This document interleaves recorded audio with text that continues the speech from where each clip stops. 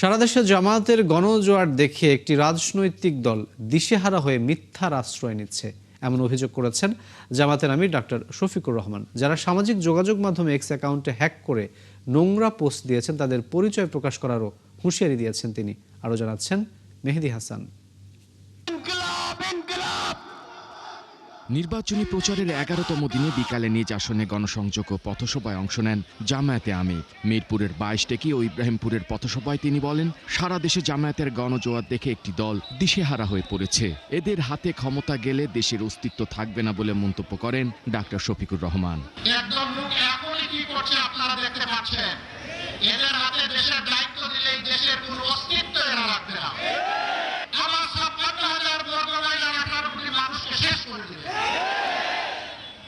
এদের হাতে দেশের দায়িত্ব দেওয়া যায় না, এটা নিরাপদ নয়। যারা সামাজিক যোগাযোগ মাধ্যমে এক্স অ্যাকাউন্ট হ্যাক করে নোংরা পোস্ট দিয়েছে তাদের পরিচয় উন্মোচনের কথাও জানান জামায়াত আমির। গত রাতে আমার টুইটার অ্যাকাউন্ট হ্যাক করে নোংরা একটা পোস্ট কোন একটা বিপদগামী দিয়ে বসেছে, আর এইটা নিয়ে কিছু মানুষ হই হই রই রই শুরু করে দিছে। হ্যাঁ, আমরা ডাকাত ধরে ফেলেছি।